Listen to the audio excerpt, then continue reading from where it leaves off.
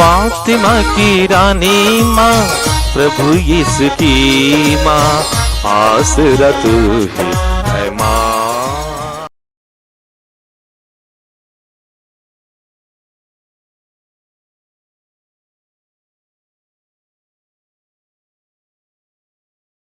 पहला पाठ उत्पत्ति ग्रंथ अध्याय 2 पद संख्याएं 18 से 25 तक। प्रभु ने कहा, अकेला रहना मनुष्य के लिए अच्छा नहीं है, इसलिए मैं उसके लिए एक उपयुक्त सहयोगी बनाऊंगा। तब प्रभु ने मिट्टी से पृथ्वी पर के सभी पशुओं और आकाश के सभी पक्षियों को गढ़ा, और यह देखने के लिए कि मनुष्य उन्हें क्या नाम देगा, वह उन्हें मनुष्य के पास ले चला। क्योंकि मनुष्य ने प्रत्येक को जो नाम दिया होगा वही उसका नाम रहेगा। मनुष्य ने सभी घरेलू पशुओं, आकाश के पक्षियों और सभी जंगली जीव जंतुओं का नाम रखा, किंतु उससे अपने लिए उपयुक्त सहयोगी नहीं मिला। तब प्रभु ईश्वर ने मनुष्य को गहरी नींद में सुला दिया, और जब वह सो गया तो प्रभु ने उसकी एक पसली निकाल ली और उसकी जगह को मांस से भर दिया। इसके बाद प्रभु ने मनुष्य से निकाली हुई पसली से एक नारी को गढ़ा और उससे मनुष्य के पास ले गया। इस पर मनुष्य बोल उठा, यह तो मेरी हड्डियों की हड्डी है और मेरे मांस का मांस। इसका नाम नारी होगा, क्योंकि यह तो नर से निकाली गई है।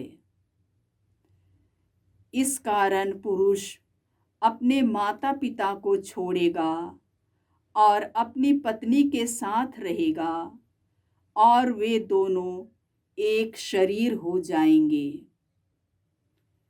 वह मनुष्य और उसकी पत्नी दोनों नंगे थे, फिर भी उन्हें एक दूसरे के सामने लज्जा का अनुभव नहीं होता था। प्रभु की वाणी। ईश्वर को धन्यवाद। भजन अनुवाक्य। प्रभु पर श्रद्धा रखने वाले धन्य हैं। प्रभु पर श्रद्धा रखने वाले धन्य हैं। धन्य हो तुम जो प्रभु पर श्रद्धा रखते हो और उसके मार्ग पर चलते हो। तुम अपने हाथ की कमाई से सुखपूर्वक जीवन बिताओगे। अनुवाक्य। प्रभु पर श्रद्धा रखने वाले धन्य हैं। प्रभु पर श्रद्धा रखने वाले धन्य हैं। तुम्हारी पत्नी तुम्हारे घर के आंगन की दाखलता की भांति फलेगी फूलेगी। तुम्हारी संतान जैतून की टहनियों की भांति तुम्हारे चौके की शोभा बढ़ाएगी। अनुवाक्य। प्रभु पर श्रद्धा रखने वाले धन्य हैं। प्रभु पर श्रद्धा रखने वाले धन्य हैं। जो ईश्वर पर भरोसा रखता है उससे वही आशीष प्राप्त होगी। ईश्वर सियोन पर्वत से उन्हें जीवन भर आशीर्वाद प्रदान करता रहे, जिससे तुम यरूशलेम का कुशल मंगल देख पाओ। अनुवाक्य। प्रभु पर श्रद्धा रखने वाले धन्य हैं। प्रभु पर श्रद्धा रखने वाले धन्य हैं। जय घोष। हालेलुया। जो वचन आप लोगों में बोया गया है और जो आपकी आत्माओं का उद्धार कर सकता है, उससे ग्रहण कीजिए और उसके अधीन रहिए। हालेलुया।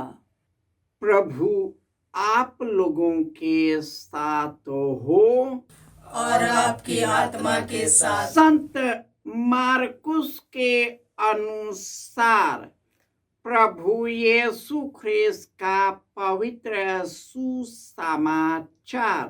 हे प्रभु तेरी महिमा हो।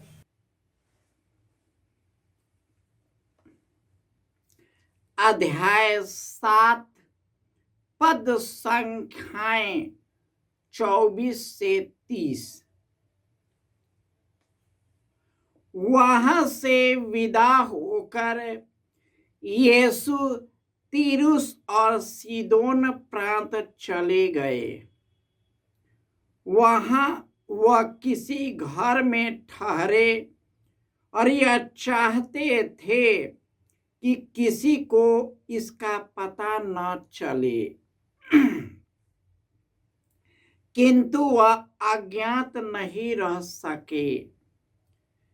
एक स्त्री ने, जिसकी छोटी लड़की को अशुद्ध आत्मा लगा था, तुरंत ही इसकी चर्चा सुनी और वह उनके पास आकर उनके चरणों पर गिर पड़ी। वह स्त्री गैर यहूदी थी। उसने यीशु से विनती की कि वह उसकी बेटी से अपदूत को निकाल दे। यीशु ने उससे कहा, पहले बच्चों को तृप्त हो जाने दो। बच्चों की रोटी लेकर पिल्लों के सामने डालना ठीक नहीं। उसने उत्तर दिया, जी हाँ प्रभु, फिर भी पिल्ली मेज के नीचे बच्चों की रोटी का चूर खाते ही हैं। इस पर यीशु ने कहा, जाओ, तुम्हारा ऐसा कहने के कारण अपदूत तुम्हारी बेटी से निकल गया है। अपने घर लौटकर उसने देखा कि बच्ची खाट पर पड़ी हुई है और अपदूत उसमें से निकल चुका है। यह प्रभु का सुसमाचार है। हे क्रिस्त तेरी स्तुति हो। ख्रिस्त में प्यारे भाइयों और बहनों, ईश्वर जो अनादि और अनंत ईश्वर है, जब उसने आदम को बनाया तो उसके सहयोगी हेवा को, और ईश्वर ने आदम और हेवा को नर और नारी के रूप में बनाया और इस तरह दोनों एक शरीर हो गए। और इस तरह ईश्वर ने एक आदि और अनंत परिवार को बनाया, जिसमें मानव की संतति ईश्वर की कृपा में बढ़ता जाए। और वचन कहता है, धन्य है वह जो प्रभु पर श्रद्धा रखता है, उसके मार्ग पर चलता है। उसकी हाथ की कमाई से सुखपूर्वक जीवन बिताओगे। उसकी पत्नी तुम्हारे घर की आंगन में दाखलता की भांति फलेगा फूलेगा, और तुम्हारी संतान जैतून की टहनियों की भांति तुम्हारे चौके की शोभा बढ़ाएगी। घर का स्वामी ईश्वर है और इसी घर को बचाने के लिए यीशु एक परिवार में जन्म लिए। कुंवारी मरियम से जन्म लेकर एक सुंदर और पवित्र परिवार का निर्माण किया, जिस पवित्र परिवार में जीवन जो जन्म लेता है ईश्वर की कृपा में फलता फूलता रहता है। दोनों पति पत्नी एक दूसरे से जुड़कर यीशु और कलीसिया का जो अंग बनती है, उसी से एक पवित्र मनुष्य जन्म लेता है। और आज के सुसमाचार में सुनेंगे कि एक सुरफिनी, एक महिला गैर यहूदी यीशु से याचना करती है कि उसकी बेटी को चंगा करे। यहूदी उन्हें बहुत नीच यानी कुत्ते ही समझते थे, कुत्ते के बराबर। परंतु उसने इस पर ध्यान नहीं दिया और यीशु उसके विश्वास को देखकर उसकी याचनाओं को पूरा किया। हमारी जिंदगी में ईश्वर परख लेते हैं। हमारे विश्वास को दृढ़ करने के लिए, मजबूत करने के लिए एक कड़ा शब्द बोलते हैं। जो व्यक्ति उसमें बना रहता है और ईश्वर पर फिर भी विश्वास करता है, वह उस परीक्षा में सफल होता है। यह जो विश्वास है ईश्वर की कृपा से ही आगे बढ़ सकता है और पवित्र आत्मा के बिना हम यह कह ही नहीं सकते कि यीशु ईश्वर के पुत्र है और ईश्वर ने उसे मृतकों में से जिलाया है।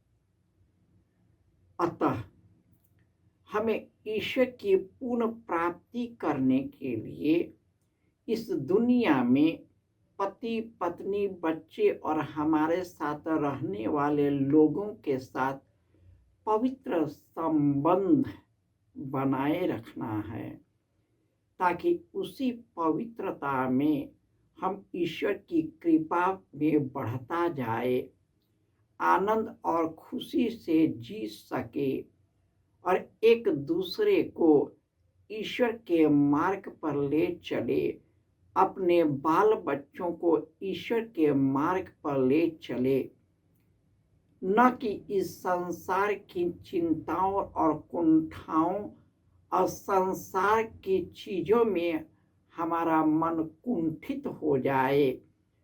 हम, हमारा परिवार और बच्चे ईश्वर के मार्ग से भटक कर जीवन को नष्ट कर दे और इसी से बचने के लिए यीशु हमारे ही तरह एक परिवार में जन्म लिए, ताकि हमारा परिवार, हमारे बाल बच्चे पवित्र और निष्कलंक बने। जय यीशु।